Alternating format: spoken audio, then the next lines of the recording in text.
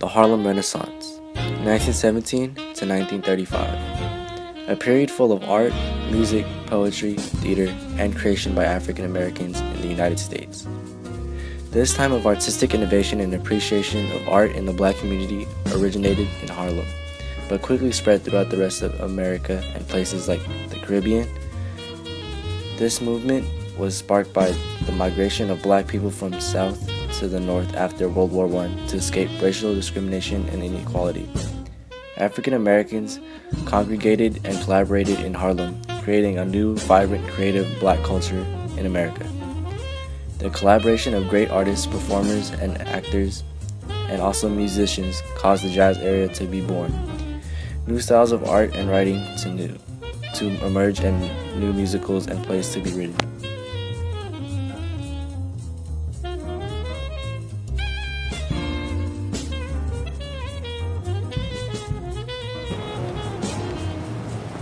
The Harlem Renaissance was a significant time for American literature. Langston Hughes was an iconic poet during the Roaring Twenties. He wrote fables, spirituals, children's novels, and blues songs centered around African American culture. Notable Hughes poems include Mother the Sun, Dreams Deferred, and many more. Besides writing and literature, there are many other artists and musicians that had a huge influence on the Harlem Renaissance. For example, Louis Armstrong, a world-renowned musician, greatly impacted the musical culture of our society and brought a new side of music, jazz and blues, to the table. Aaron Douglas and Lois Marie Jones were the artists at this time who turned the struggles that Black people faced to art. The Harlem Renaissance was not only a time where African American culture was appreciated, but also a time where Black people in America used art as a form of expression of the oppression they faced. A racial system called Jim Crow took place between 1877 and the mid-1960s.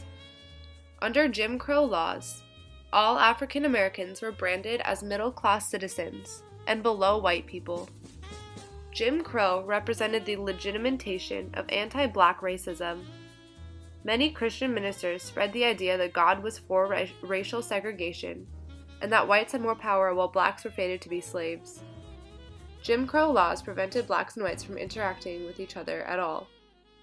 Black people and white people lived completely different lifestyles. White people had access to many more things and lived a very free, careless, relaxed lifestyle. On the other hand, people of color were limited and confined to certain Black-colored places only. For example, many American theaters did not allow for African American performers or audience members of color in their building. A good example would be the Apollo Theater, popular for its burlesque performances. Colored people could not make purchases from, eat with, attend school with, share bathrooms, or even talk to white people. The only form of interaction between people of color and white people was when people of color would perform for them in the clubs. Though white people hated Black people, they admired Black culture and took Black styles, art, and entertainment for their own.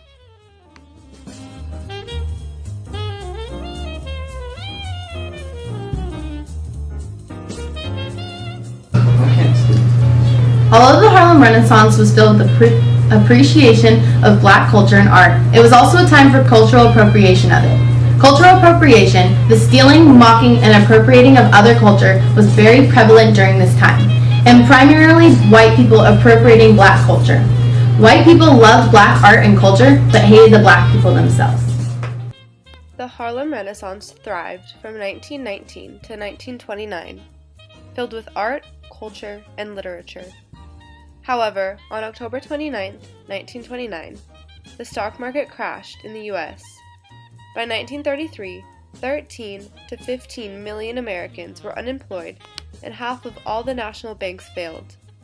Many Americans were struggling financially, which meant that they could no longer throw huge extravagant parties, create expensive art, perform in theaters, or even write and publish literature, thus marking the end of the Roaring Twenties and the Harlem Renaissance.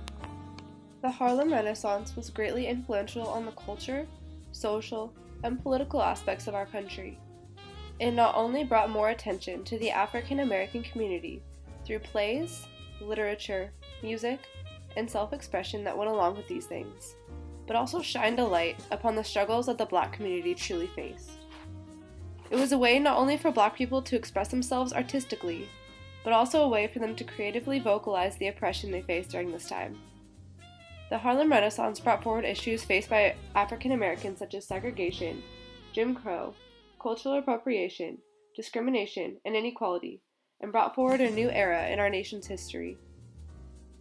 Today, we still see the lasting effects the Harlem Renaissance had on our country.